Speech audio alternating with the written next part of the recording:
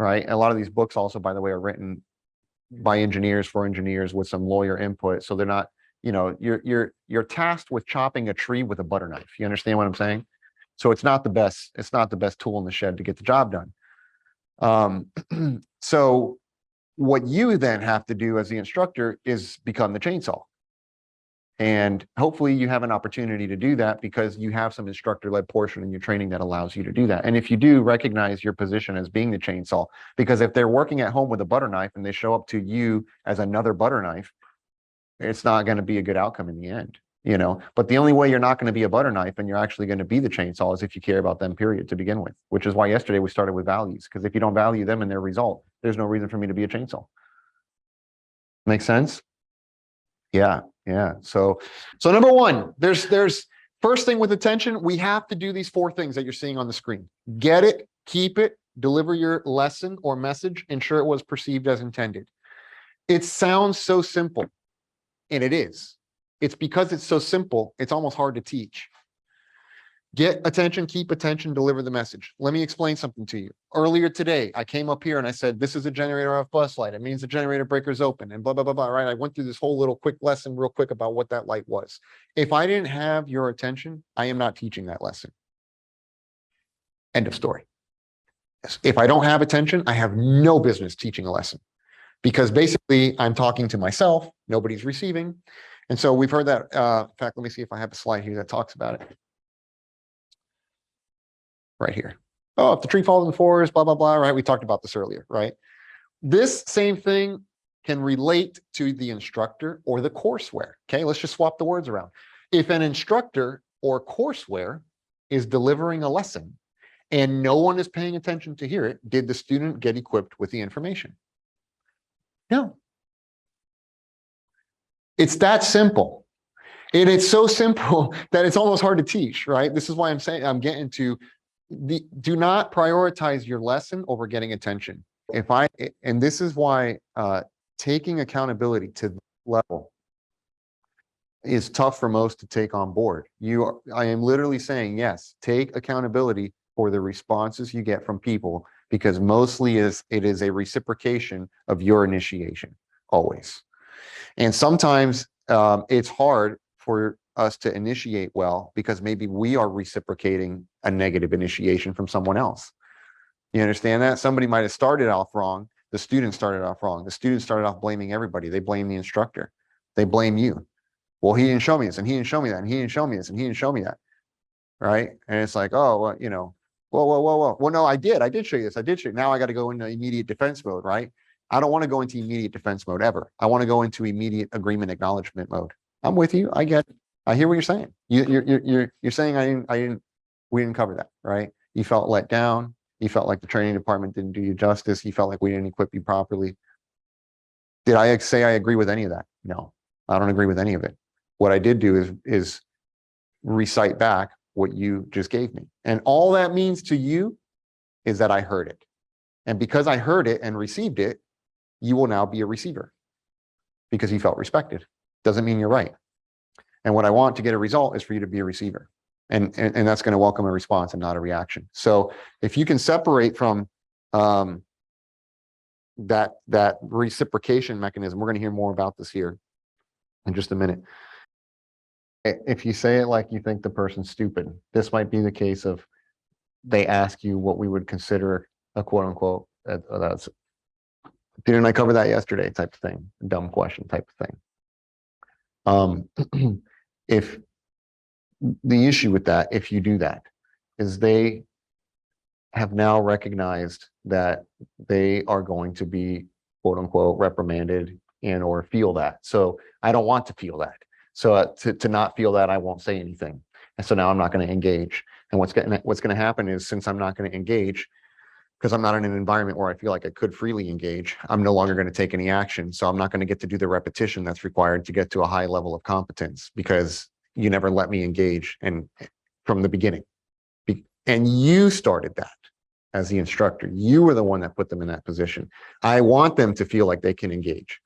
And so shutting them down like that is the worst thing you can do to get them to elevate basically up this ladder. What does that say? Eventually, if you go places and you always have problems, the place may not be the problem. You might be the problem. Now, what's interesting about this class as a whole is a lot of it holds us very accountable. In fact, one of the A's we're going to talk about in the end is accountability. And I always start my sim sessions off with the same thing in the briefing room. We're meeting for the first time. They don't know who I am. Hey, you know, they're kind of anxious about how's this going to go? Is this going to be a checking event? Is it going to be an examination that should have been an education, but it turned examination, right? And I just start the sim session. I say, listen, there's one objective for the sim. That's it. There's just one objective. Leave feeling better than when we walked in. That's it. At the end of the 4-hour sim, we got to leave feeling better than when we walked in. At the end of the 8-hour ground school, we have to leave feeling better than when we walked in.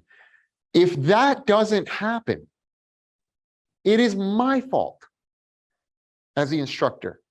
I have an incredible amount of control over how good you're going to feel at the end of this. Not because I can fly the airplane for you, but because I can create the environment that you're in. And you're probably not going to remember what I said, because people don't remember what you say, but they do remember how you made them feel. And if I can have a good environment that feels good, you're going to leave feeling better at the end of it. And the training survey is going to reflect it. 100%. So it's interesting how you can have one student with one instructor that semi-performs, and then you have another student with a totally different instructor, and the performance is night and day. And it's like, oh, well, what changed? Obviously, the instructor changed. And if you hold yourself to a level of accountability that's so high that you won't let them have a bad experience because you want them. I'll give you a really good example. We're on full flight number 3 or 4. Imagine if always. So I just want people to feel that. And if at the end of the training event, they feel good and we get a good survey response because we earned it, because we delivered, excellent. That's what we're gunning for. All right, in the ground school with you anymore. And I don't really want to answer, because if my answer is wrong, I get reprimanded. So I have a good idea. In order to not get reprimanded, I'll just be silent, because there's safety in silence. I'm not wrong. And they won't engage. One thing that's, yeah. What's for sure, though, is that they will be more receptive to your suggestion if they respect you. And if they respect you, it's because you've shown that you respect them. There is a bridge, right? As opposed to, you have proven that you're in it to be right, not for my result. I don't really care what you have to say, because it's clear that you don't really care, right? So if that's the case, thanks for the suggestion. I'm not really listening to it, because I don't respect that. I'm looking for ways to give you a positive result. I want them to feel that.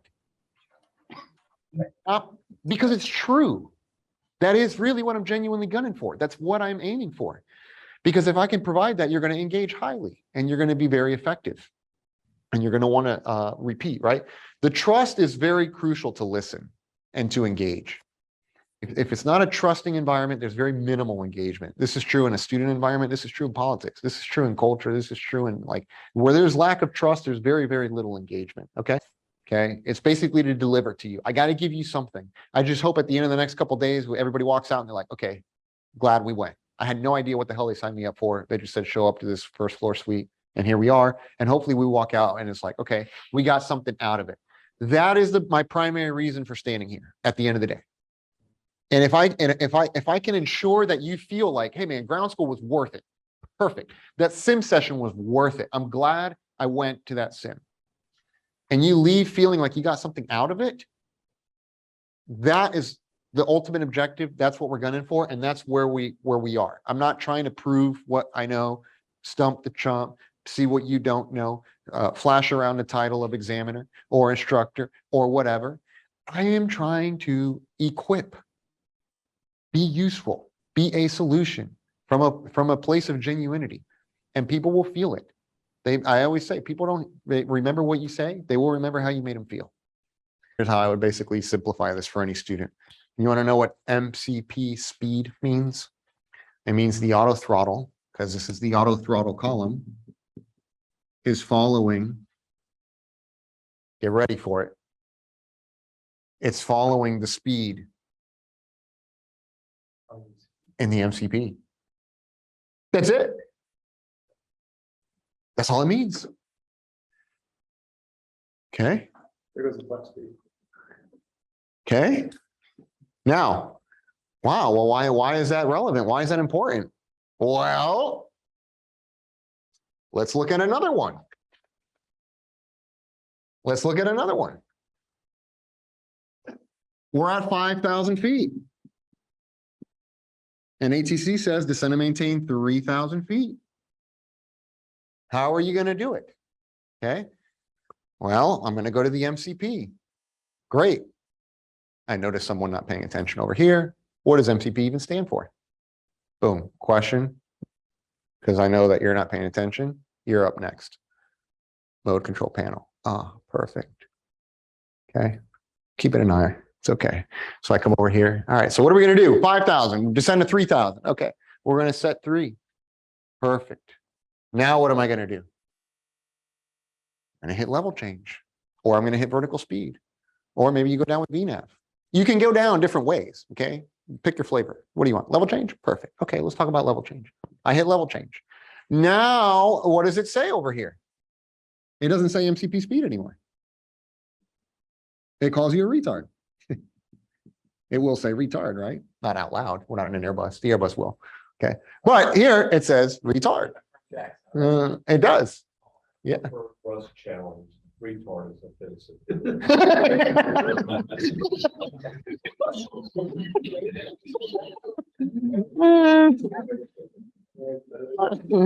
Thrust challenge. Can you imagine we write to Boeing? You guys need to change your MCP FMA callouts to say thrust challenge. Or we write to Airbus and say, I don't want it to call retard anymore. Oh, man. Okay, so now it's going to say retard. Okay, then I got my lateral mode here. Then I got my pitch mode over here. Okay, what's it going to say over here? Okay, it's going to say MCP speed. That's literally what it's going to say. It'll say retard in a 737. I don't know about any other airplane. Okay, it'll say retard MCP speed. But notice what happened. In the auto throttle column, what is it doing? It's retarding.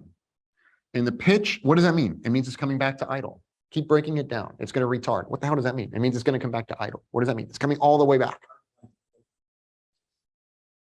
Idle. Okay, good. Well, the Airbus says thrust idle. Okay. The Airbus does say